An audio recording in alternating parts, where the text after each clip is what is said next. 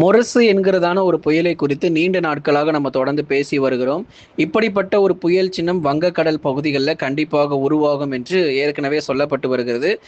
இப்போ நமக்கு தென்மேற்கு பருவமழை படிப்படியாக வருகிற நாட்களில் தீவிரமாக வரக்கூடிய எந்த சூழ்நிலையில வங்கக்கடல் பகுதிகள்ல ஒரு குறைந்த காற்றழுத்த தாழ்வு பகுதியானது உருவாகி, மேலும் வலுப்பெற்று புயல் சின்னமாகவும் மாற வாய்ப்பு இருக்கு. இது தமிழகத்தில் நேரடியாக கரை கடக்காவிட்டாலும், எந்த அளவுக்கு மற்ற மாநிலங்கள்ல ஒரு மழை கொடுக்க போகுது, தமிழகத்தில் எந்தெந்த மாவட்டங்கள்ல மழை இருக்க போகுதான தகவலை குறித்து மிக விளக்கமாக நம்ம பார்க்கலாம். நீங்க கடைசி வரைக்கும் வானிலை அறிக்கையை கேட்டு நீங்க பயன்பெறுங்க. நண்பர்கள், உறவினர்கள் தெரியப்படுத்த மறக்காம ஷேர் பண்ணுங்க. அவங்களும் பார்த்து பயன்பெறட்டும். தென்மேற்கு வங்கக்கடல் மற்றும் அதனை ஒட்டிய பகுதிகளின் மேல் சுமார் 3.1 கிலோமீட்டர் முதல் 5.8 கிலோமீட்டர் உயரம் வரை வளிமண்டல சுழற்சி பொறுத்த வரைக்கும் நிலவி கொண்டிருக்கிறது. ஏன்னா தமிழ்நாட்டில் தற்பொழுது எதனால சில மாவட்டங்களில் மழை வருகிறது அப்படிங்கிற கேள்விகள் தொடர்ந்து கேட்டிருந்தீங்க.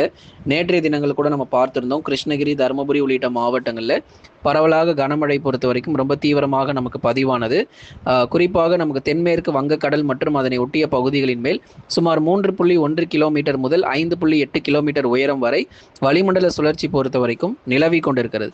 இதன் காரணமாக வட தமிழக உள் மற்றும் மேற்கு தொடர்ச்சி மலையொட்டிய மாவட்டங்களில் பரவலாக கனமழை பொறுத்த வரைக்கும் தீவிரமடையும். வேலூர், திருப்பத்தூர், ராணிப்பேட்டை, திருவண்ணாமலை, கிருஷ்ணகிரி, தருமபுரி உள்ளிட்ட மாவட்டங்களிலும் அதே மாதிரி குறிப்பாக சொல்லணும் அப்படின்னா உள் மாவட்டத்தில் பல பகுதிகளிலும் பரவலான மழை பொழிவுகள் இடைவெளி விட்டு நமக்கு பதிவாகும். நேற்றைய தினங்களிலும் உள் மாவட்ட பகுதிகள் வேலூர், திருப்பத்தூர், ராணிப்பேட்டை, திருவண்ணாமலை, கிருஷ்ணகிரி, தருமபுரி போன்ற உள் மாவட்டங்களில் பகுதியாக சில இடங்களில் மழை பொழிவு கிடைச்சிருக்கு. கிருஷ்ணகிரி, தருமபுரி, சேலம், நாமக்கல், கரூர் போன்ற மாவட்டங்களில் மாலை இரவு நேர மழை வாய்ப்புகள் கண்டிப்பாக எதிர்பார்க்கலாம். இரவு நேரங்களில் மழை தொடங்கினதை பார்த்தோம். மாலை 6 மணிக்கு மேலே குறிப்பாக உள் மாவட்ட பகுதிகளில் இரவு நேரங்களில் கணிசமான மழை பொழிவுகள் பதிவானுச்சு. சில இடங்களில் காற்றுடன் கூடிய கனமழை, சில இடங்களில் மிதமானது முதல் கனமழையாக பதிவாகி ஒரு குளிர்ச்சியான ஒரு சூழல் உள் மாவட்டங்களில் உருவானது.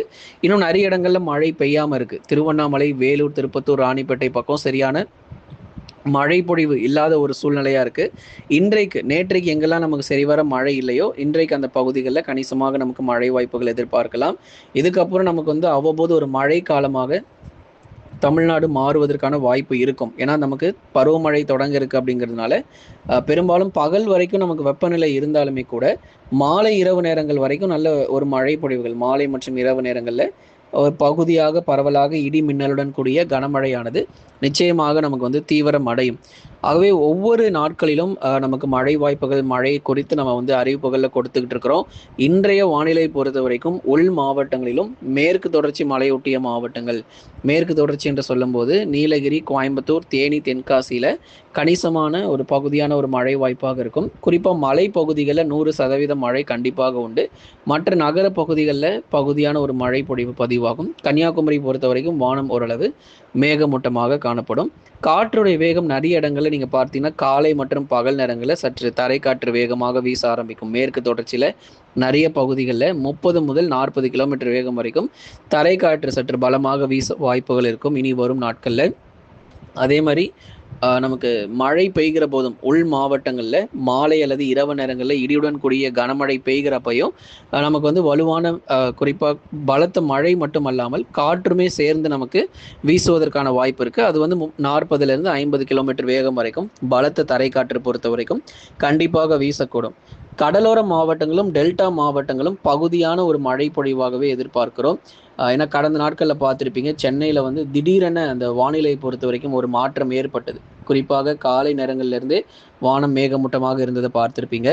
வட தமிழக கடலோரம் மற்றும் டெல்டா மாவட்டங்கள் பொறுத்த வரைக்கும் பகுதியான மழை தான். இன்னும் நமக்கு பருவமழை இன்னும் தொடங்காததுனால சரிவர மழை இல்லாமல் இருக்குது. சென்னை, திருவள்ளூர், காஞ்சிபுரம், செங்கல்பட்டு, கடலூர், விழுப்புரம், புதுச்சேரி, காரைக்கால், கள்ளக்குறிச்சி இங்கெல்லாம் ஏன் இன்னும் சரிவர மழை இல்லாத ஒரு சூழ்நிலை இருக்குது அப்படின்னா, இன்னும் நமக்கு தென்மேற்கு பருவமழை தீவிரம் அடையல.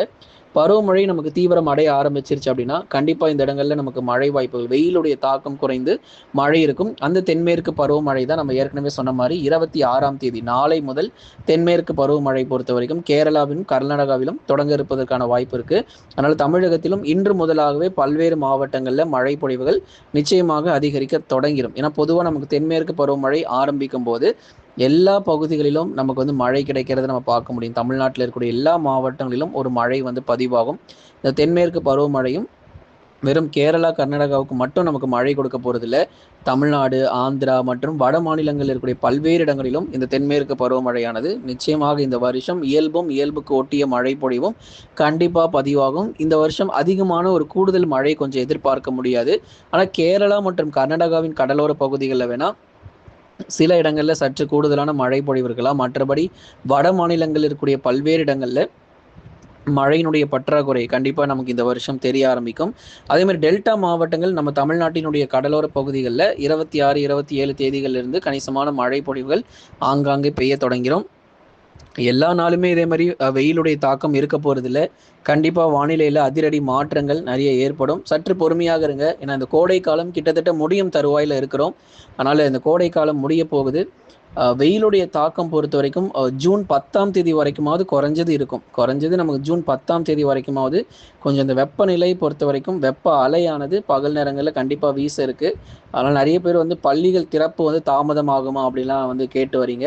ஏன்னா அந்த கோடை வெயிலுடைய தாக்கம் ஜூன் மாதத்திலும் ஒரு 10 தேதி வரைக்கும், அதுக்கப்புறம் நமக்கு பிரச்சனை இல்லை. ஒரு ஜூன் 10 தேதி வரைக்கும் இப்போ மே மாதத்தில் எந்த ஒரு வெயில் இருக்கோ அதே போலவே நமக்கு ஜூன் முதல் 10 தேதிகள் வரைக்கும் தொடர்ந்து நமக்கு பகல் நேரம் இருக்கும். அப்படிங்கிறதுனால பெரும்பாலும் பகல் நேரங்களில் மட்டும் வெளியே செல்க தவிர்த்துக்கோங்க.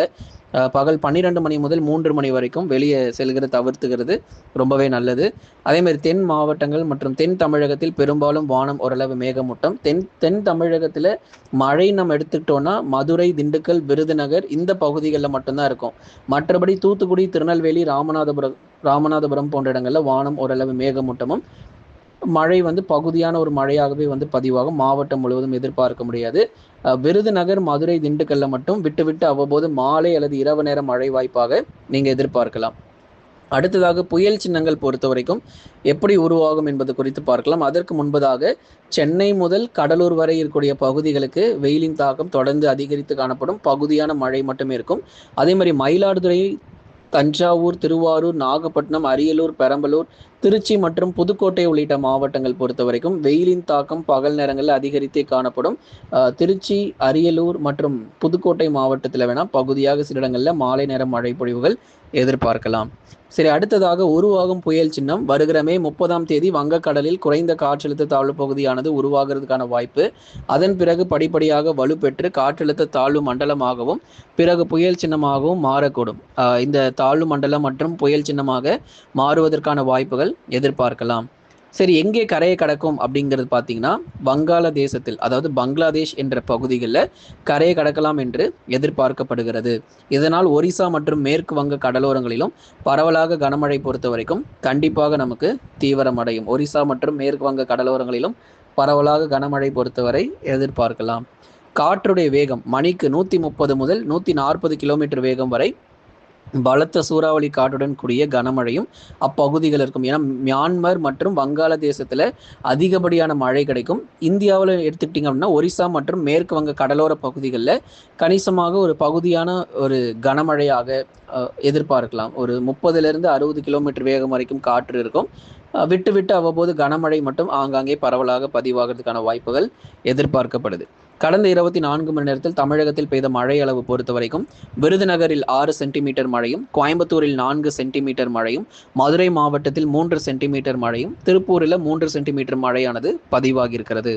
ஆகவே எவ்வளவு அளவு நமக்கு மழை வந்திருக்குன்னு பாருங்க. இன்னும் இதை விட நமக்கு இன்றைக்கு வந்து நல்ல ஒரு மழை தீவிரம் உள் மாவட்டங்கள் மற்றும் கடலோர டெல்டா தென் மாவட்டங்களில் நல்ல ஒரு மழை தீவிரம். நேற்றைக்கு சரிவர மழை இல்லாத இடங்கள்ல இன்றைய தினங்களில் பரவலாக மழை பொழிவுகள் எதிர்பார்க்கலாம். நண்பர்களை நீங்க மறக்காம ஒரு லைக் பண்ணுங்க, சப்ஸ்கிரைப் பண்ணி தொடர்ந்து சப்போர்ட் பண்ணுங்க.